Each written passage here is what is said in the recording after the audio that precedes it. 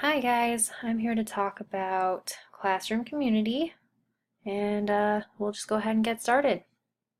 So we can break down classroom community into four areas, the intellectual, social, emotional, and physical climates.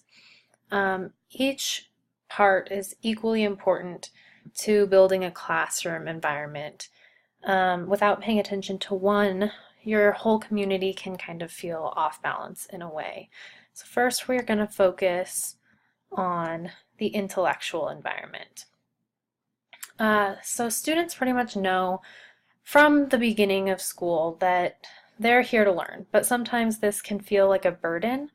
So in our classroom, or in my classroom specifically, the goal for intellectual climate is that we want students to want to participate. We want students to want to hear from each other, and we want students to want to show their best work. So some ways that we can do this is by giving students a chance to share work that they're proud of. Not necessarily their A+ work or, a certain standard that's chosen by the teacher, but specifically work that they want to show. This shows that the teacher and the other students in the classroom value what each individual student feels is their best work. This allows for students to kind of have a choice in what they feel is an example of best work as a standard.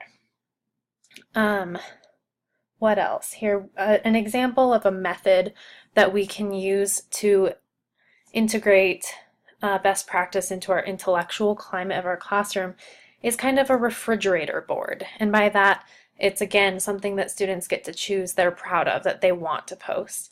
In addition to the things that you would have in your classroom, like class art projects on the board or general like bulletin board of work that the class all shows together, you can have this refrigerator board like mom or dad would have at home that allows students to put their work up that they want to show without necessarily having to present it to other students.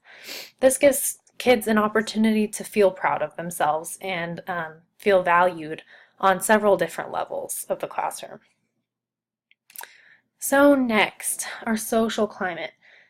Students need to be able to interact not just as a group of peers, but as friends and teammates. This can be a difficult area to build throughout the year. This means that students all need to know each other well, not just some students knowing each other well. Some activities that help build this foundation include icebreakers at the beginning of the school year, like Two Truths and a Lie, or the activity Who Are We, which we read about in our methods book. Both activities like these present introductory information in a safe format that allows students to choose how they want to show who they are without feeling a lot of the pressures that can be intimidating in the beginning of the year. The key for these activities and building a social climate is not to stop there. Students need to continue connecting with each other through supportive group methods throughout the year. A few examples of positive communication can be secret pal letters, where students give positive messages anonymously to each other, or class scrapbooks, where students can visually see what they've experienced together throughout the year. So these can help in students remembering that they have connections that are important with their neighboring students. In addition, on my slide it shows that changing groups and seating regularly shows that students that they can interact with the people who are not inside their normal table group or so forth, and encourages the communication and practice of talking to students that they're not necessarily used to talking to. The emotional climate of the classroom is extremely important, and our number one goal is to have a safe space where students can share and not be intimidated by one another. So the goal of the emotional climate is to not is not to have happy students all the time, but to have students who support each other and respect each other's emotions. One example of this that I personally just saw today in my practicum assignment was students just noticing each other when they're a little bit off. And you'd be surprised how much students appreciate that coming from one of their peers. For example, today I had one female student come over and just check on a male student who seemed like he was having a difficult time. And he perked up right after that happened because he realized, wow, the people in my classroom care that I was having a hard time. They not only want to help me with my schoolwork, but with my emotions too. It was really nice to see. So one way that we can encourage a positive emotional environment is to have things like student of the day or student of the week. This gives students an opportunity to share what's important to them. Another way is through student history reports. Goes more in depth on the idea that students' backgrounds are valued and that their other fellow students and their teachers want to know more about them. This gives students a chance to show their identity and sense of self, and each student should have a chance to share and be validated. The validation is really important. So that includes encouraging positive questions and inquiry into the student's background from their peers and from yourself as the teacher. This is strengthened when the student and teacher ask or show interest in the information that the student of the day or the student of the week or the student history report is showing. All of these methods encourage openness and eventually build a trust between the student and the teacher and the students and their other students. Finally, physical climate. While there's nothing wrong with the traditional classroom with, rows of desks with seats and a board in the front with the teacher's desk in the front of the room, some students find it really uncomfortable and difficult to sit in a desk for long periods of time.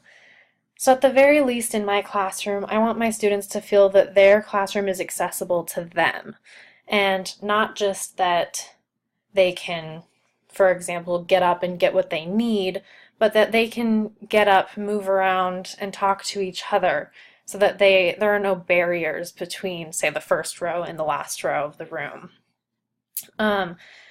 Giving students an element of choice in how they sit can make a difference in the ways we see students interact with each other and how students interact with their own work.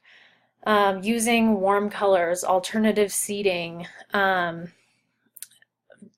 soft rugs and things like that in the physical environment can really help with those aspects.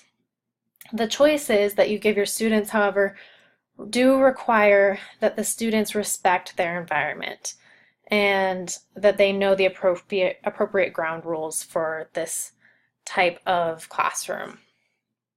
In general, no matter what kind of classroom environment, in terms of physicalness, you run, a scavenger hunt in the classroom is one way to help students feel more at home in their environment.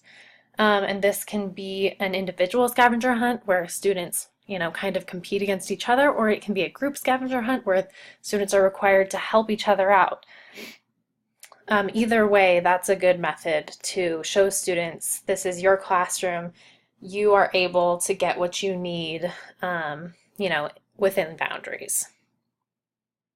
Finally, in conclusion, some mistakes teachers can make include not giving their students enough time to build their climate. Climate takes time.